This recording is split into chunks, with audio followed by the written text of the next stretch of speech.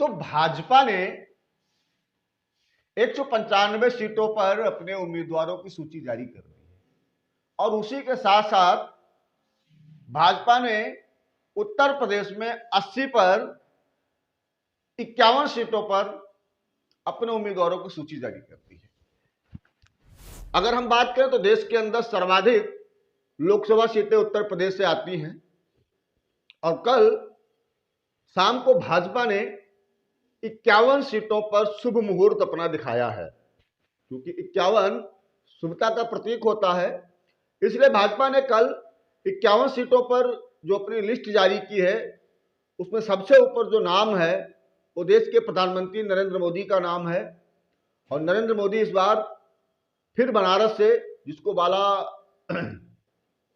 नरेंद्र मोदी एक बार फिर से भोले की नगरी काशी से चुनाव लड़ेंगे। वहीं अगर हम बात करें तो अमेठी से इस बार फिर स्मृति ईरानी हैट्रिक लगाने के लिए नहीं थी।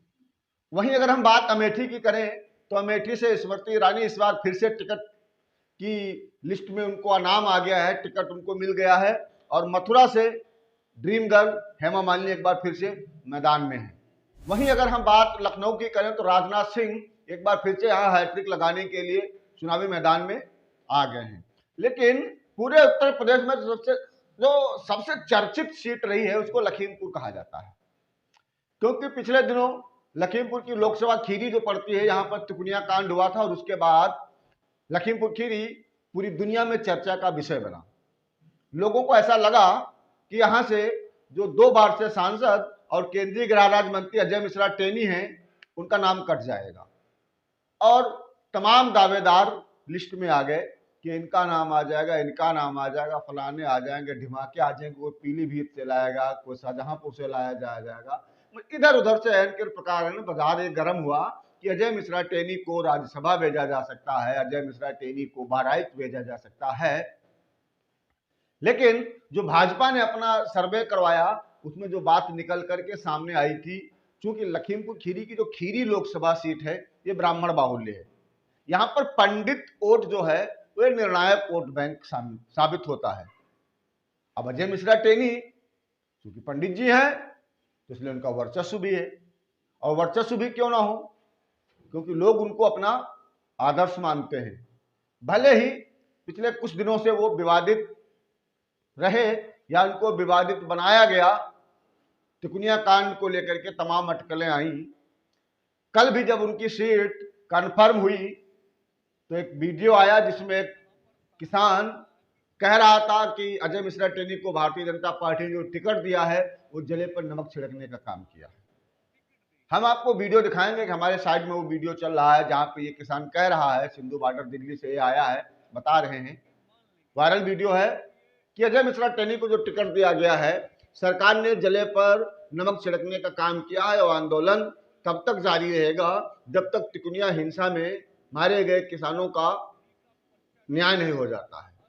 अब ये देखना है कि जहां भारतीय जनता पार्टी ने खीरी लोकसभा सीट पर अजय मिश्रा टेनी और धौरारा सीट पर रेखा वर्मा को अपना प्रत्याशी बनाया है, मुझे लगता है कि लखीमपुर की जो खीरी लोकसभा है यहां से अजय मिश्रा टेनी हैट्रिक लगाने जा रहे हैं, क्योंकि इनका जो राजनीतिक अनुभव है वो बहुत जबरदस्त है। पूरे जनपद में अजय मिश्रा टेनी तिकुनिया को छोड़ करके कहीं भी विवादित नहीं रहे हैं। एक आधा छोटी मोटी घटना इधर उधर की अगर हम नजरअंदाज कर दें तो, क्योंकि इतना बड़ा संसदीय क्षेत्र होने के बाद केंद्रीय गृह राज्य मंत्री होना, तो इधर उधर की छोटी मोटी बातें तो हो सकती हैं, किसी के अंदर नाराजगी तो हो सकती है। लेकिन अगर तिकुनिया कांड को हम साइड कर दें तो अजय मिश्रा टेनी एक निर्विवादी सांसद रहे। और अगर हम बात करें जो हमारा ग्राउंड सर्वे रहा है उसमें शायद ही कोई ताकत हो जो अजय मिश्रा टेनी को दोबारा दिल्ली जाने से रोक सके, वरना उनका दिल्ली जाना निश्चित है।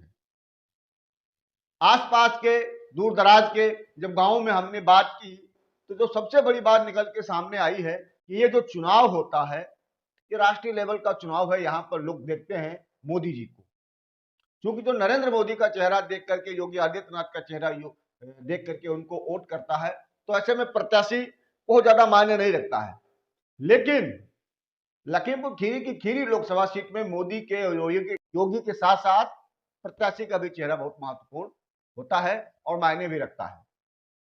तभी तो तमाम लोग कह रहे थे कि अगर अजय मिश्रा टेनी को टिकट नहीं मिला तो हम ओवैसी को वोट देना पसंद करेंगे, लेकिन भाजपा को वोट देना पसंद नहीं करेंगे। इसके पीछे जो कारण था वो यही था कि पंडित बाहुल्य क्षेत्र है, ब्राह्मण बाहुल्य क्षेत्र है।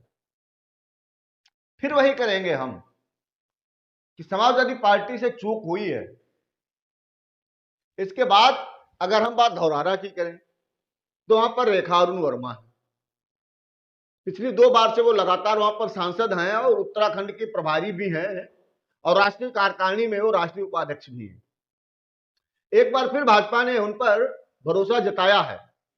रेखा वर्मा 2 बार यहां से लगातार सांसद हैं और तीसरी बार फिर वो चुनावी समर में हैं। इनके सामने जो प्रत्याशी हैं वो है आनंद भदौरिया। आनंद भदौरिया भी मजे हुए खिलाड़ी हैं और समाजवादी पार्टी में दिग्गज नेता रहे हैं और अखिलेश यादव के खासम खास और करीबी जाने जाते हैं। पिछले 7, 8, 9 महीनों से वो क्षेत्र में लगातार भ्रमण भी कर रहे थे, तो सक्रिय भी हैं। आज ही मुझे सुबह वहां के 4-5 लोगों का फोन आया था और वो बता रहे थे कि दीपक भाई, आनंद भदौरिया और रेखा वर्मा की फाइट अब बढ़िया होगी, क्योंकि यहां से अगर जितिन प्रसाद को टिकट मिल जाता, जैसा कि अटकलें लगाई जा रही थी, जितिन प्रसाद को यहां से टिकट दिया जा सकता है, जितिन प्रसाद को यहां से दावेदारी मिल सकती है, तो अगर जितिन प्रसाद को टिकट मिल जाता तो कहीं ना कहीं आनंद भदौरिया के लिए बड़ी मुश्किलें खड़ी हो जाती। तो हो ना हो, आनंद भदौरिया फाइट करेंगे। हार जीत तो जनता जनार्दन तय करेगी, किसको दिल्ली जाना है, किसको घर जाना है, ये तो आने वाला वक्त बताएगा।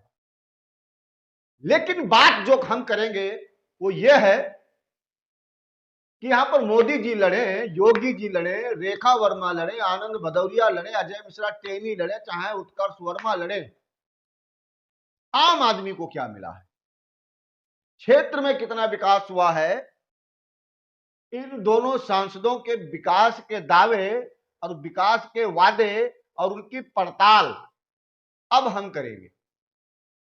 हम गांव-गांव जाएंगे, गली-गली जाएंगे, हर सड़क, हर मोहल्ले जाने का प्रयास करेंगे और दिखाएंगे कि पिछले 5 साल पहले इन नेताओं ने कितने वादे किए थे और उन वादों पर ये कितना खरे उतरे हैं।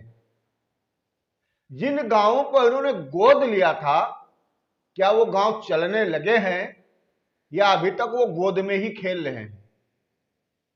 और जो उन गांव के लोग हैं उनका क्या कहना है अपने सांसदों के लिए, जिनको उन्होंने चुन करके दिल्ली भेजा था, इन्होंने कुछ काम किया है या नकारा निकल गए? भारतीय जनता पार्टी ने तो इनको दोबारा टिकट दे दिया, लेकिन इन्होंने जनता के लिए कितना काम किया है ये हम आपको दिखाएंगे। हो सकता है जब हम गांव में जाएं तो लोग हमको ये कहने लगे कि हम सरकार विरोधी हैं। हो सकता है लोग ये भी कहें कि ये सपा के एजेंट है, ये बसपा के एजेंट है, ये कांग्रेस के एजेंट है। तो जाने से पहले हम आपको बता दें कि ना तो हम भाजपा के आदमी हैं, ना ही हम सपा के आदमी हैं, ना ही हम कांग्रेस के आदमी हैं और ना ही हम आदमी हैं बसपा के। हम आदमी हैं इस देश के, हम आदमी हैं इस जनपद के, हम आदमी हैं एक गांव के, और हम विश्वास रखते हैं अपने देश की लोकतांत्रिक व्यवस्था में, देश के लोकतंत्र में, देश के संविधान में। हम भरोसा रखते हैं गांव में बस रहे गरीब, मजदूर, किसान, नौजवान, बेरोजगारों के लिए हम उनमें आस्था रखते हैं। पार्टी के कार्यकर्ताओं के लिए नेताजी भगवान हो सकते हैं, लेकिन हमारे लिए नेताजी कभी भगवान नहीं हो सकते। कार्यकर्ता नेताजी के लिए देवतुल्य हो सकता है, लेकिन हमारे लिए वो देवतुल्य नहीं हो सकता है। हमारे लिए वो 140 करोड़ की आबादी वाले इस देश का एक महत्वपूर्ण अंग है, और हम ये जानने का प्रयास करेंगे कि सरकारों ने जो योजनाएं उनके लिए चलाई हैं, क्या उन तक वो पहुंच रही है? हम ये भी जानने का प्रयास करेंगे कि उनके गांवों तक पिछले 10 सालों में सड़कें पहुंची हैं या नहीं पहुंची हैं, बिजली की क्या व्यवस्था है, पानी की क्या व्यवस्था है, आवास की क्या व्यवस्था है।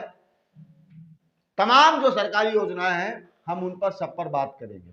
हम ये भी देखेंगे कि बाढ़ को लेकर के जो लखीमपुर खीरी का 40% हिस्सा है, जिसको अगर हम कहें तो निघासन, श्रीनगर, पलिया और धौरहरा, ये 4 विधानसभाएं बाढ़ से प्रभावित रहती हैं। लखीमपुर में 8 विधानसभा हैं। तो अगर हम विधानसभा वार करें तो 50% हिस्सा जो है वो बाढ़ की चपेट में रहता है। हम इस पर भी बात करेंगे कि इन सांसदों ने बाढ़ के लिए कितना काम किया, विधायकों ने बाढ़ के लिए कितना काम किया। तो आज बारिश हो रही थी इसलिए हम घर पर हैं, कैमरे पे सरताज हैं। अगर कल मौसम खुला तो हम गांव में आपको दिखेंगे, हम क्षेत्र में दिखेंगे और हम दिखेंगे जीरो ग्राउंड पर। तो अगर आप जानना चाहते हैं कि क्या कुछ है जीरो ग्राउंड में और क्या कुछ है इन दोनों लोकसभा सीटों पर, कौन कितना दमदार साबित होगा, कौन कितना प्रबल है, तो आप हमारे साथ बने रहिए। हमारे पेज को अभी फॉलो करें और हमारे चैनल को सब्सक्राइब करें। तब तक के लिए जय हिंद। आज ही पधारिए सौभाग्य ज्वेल्स, क्योंकि सौभाग्य देता है आपके पुराने सोने की सबसे बेहतरीन वैल्यू।